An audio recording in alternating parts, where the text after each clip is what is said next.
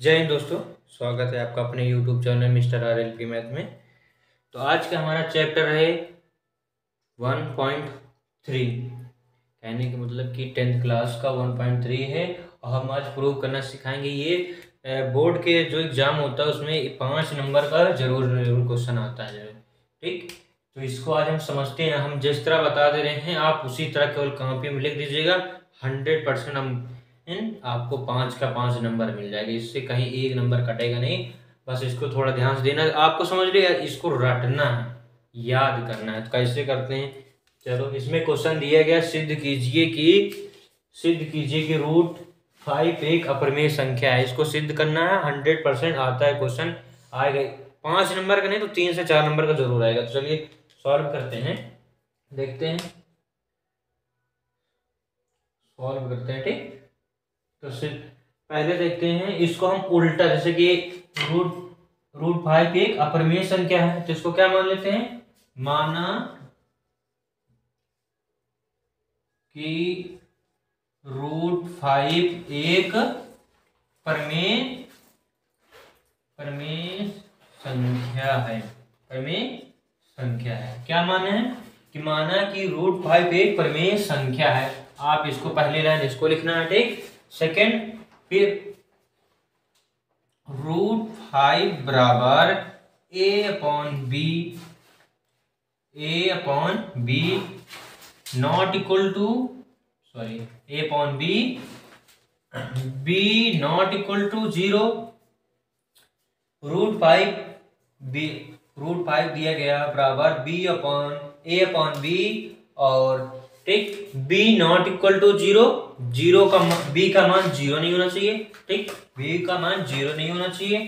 तो नेक्स्ट देखते हैं। अब ये हमारा क्या है, b क्या, a क्या है, ये हमारा क्या है, पूर्णांक है। ये भी क्या है, पूर्णांक है।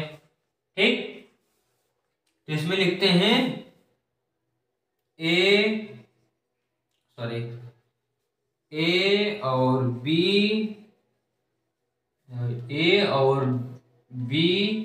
एक पूर्णांक संख्या है।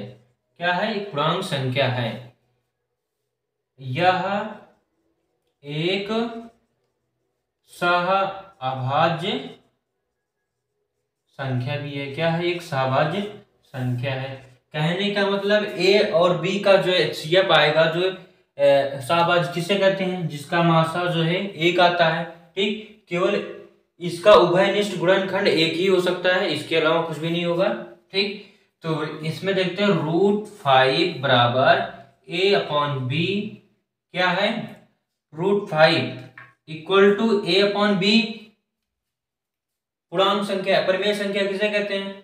तो इसमें देखते हैं a/b और a/b एक परिमेय, क्या है, परिमेय संख्या। ठीक, क्या है, एक परिमेय संख्या है।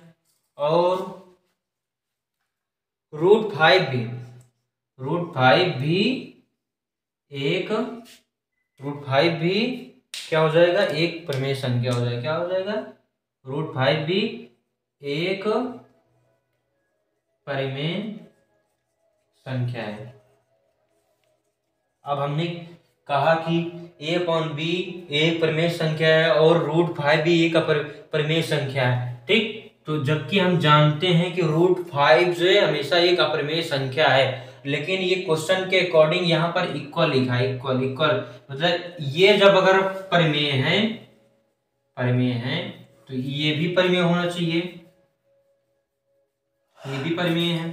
ठीक, तो इसीलिए हमने लिखा कि a b एक परिमेय संख्या है और रूट 5 भी एक परिमेय संख्या है। ठीक, अतः हम जानते हैं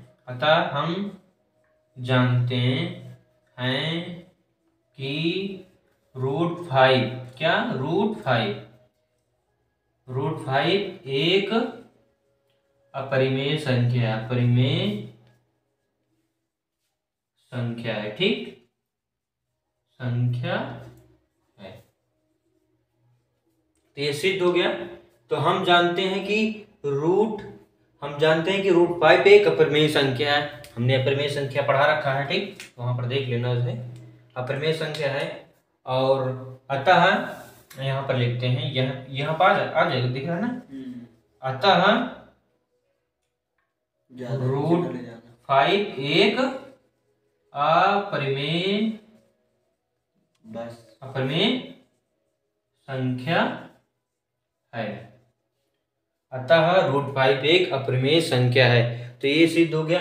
अब इसको हम एक बार और रिपीट कर लेते हैं, तो दिया रहेगा सिद्ध कीजिए कि रूट 5 एक अपरिमेय संख्या है, ठीक। इधर देखो, माना कि रूट 5 एक परिमेय संख्या है, इसको हमको इसके विपरीत मानना है। ये क्या अपरिमेय है, तो इसके हम उल्टा मानते हैं। क्या है कि रूट 5 एक परिमेय संख्या है, ठीक, तो रूट 5 बराबर a अपॉन बी, ये भी एक पूर्णांक है, b भी पूर्णांक है, तो b not equal to 0, b का मान 0 नहीं होना चाहिए, ठीक। अतः फिर हम क्या करते हैं, तो यहां पर लिख देते हैं, तो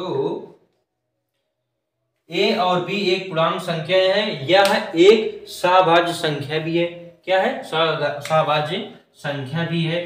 कहने का मतलब कि a और b का HCF हमेशा एक ही आएगा, एक ही इसका गुणनखंड होगा, उभयनिष्ठ गुणनखंड भी होगा, एक से अतिरिक्त कुछ भी नहीं होगा। रूट 5 बराबर a अपॉन बी परिमेय है।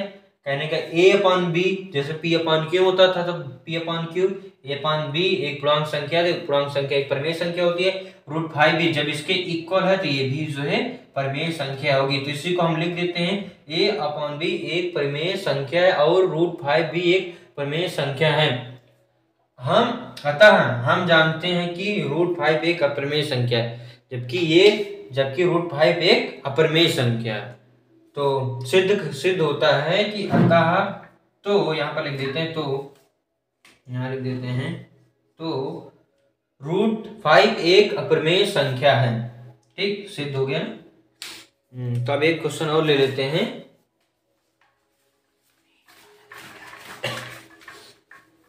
इसी में जो है बताते हैं, काटने इसको डिलीट नहीं करते।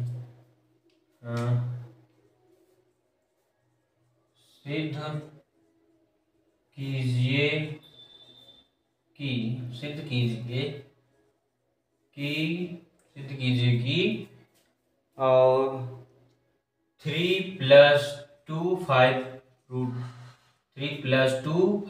5 एक अपरिमेय संख्या है। इसको सिद्ध करते हैं, ठीक। एक इस टाइप का भी क्वेश्चन आ सकता है, ठीक, इस टाइप का भी क्वेश्चन आ सकता है। तो अब जस्ट इसके उल्टा मानेंगे, ठीक, जैसे इसको माना था, इसके पहले जो क्वेश्चन किया, तो करते हैं क्या, माना 3 + 2 रूट 5 एक परिमेय संख्या है। क्या है, परिमेय संख्या है, ठीक। जस्ट इसी के उल्टा हमको मान लेना, अपरिमेय था, इसको मान लेना परिमेय संख्या है, ठीक। तो रूट 5 नहीं, 3 + 2 रूट 5 बराबर a अपॉन बी, ठीक, a अपॉन बी कर दिया हमने, a अपॉन बी, ठीक, a अपॉन बी एक, अब b not equal to 0, b का मान 0 नहीं होना चाहिए। देन अब इसको सॉल्यूशन करते हैं। अगर हम 3 को इधर भेज दें तो क्या हो जाएगा, 2 root 5 equal to a upon B, इधर वो प्लस में था, इधर आएगा तो माइनस में हो जाएगा, ठीक। तो अब हम क्या करते हैं, 2 रूट a, तो यहाँ पर इक्वल था, अब इसके बाद सॉल्यूशन क्या करते हैं, ठीक। यहाँ पर इसको हमने भेज दिया, इधर प्लस में था, इधर हो गया माइनस में हो गया, ठीक। अब 2 को हम भेजते हैं, 2 यहाँ पर क्या है मल्टीप्लाई में, इधर अगर हम भेज देंगे तो किसमें हो जाएगा, तो ये हो जाएगा 3 - a अपॉन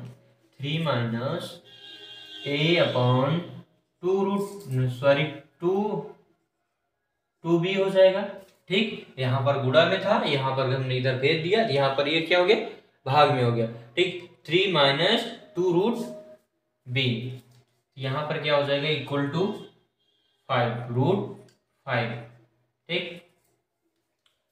√5 बराबर 3 माइनस ए अपॉन 2b।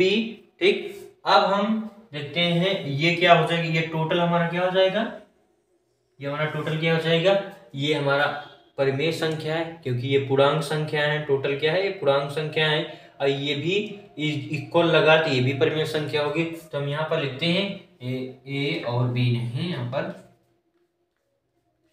पर लिखते हैं 3 माइनस ए अपॉन 2b एक पूर्णांक संख्या है या एक सहभाज्य संख्या भी है। ठीक, तो परिमेय संख्या बराबर, अब यहाँ पर लिख देते हैं, क्या लिखते हैं यहाँ पर, √5 3 माइनस ए अपॉन 2b।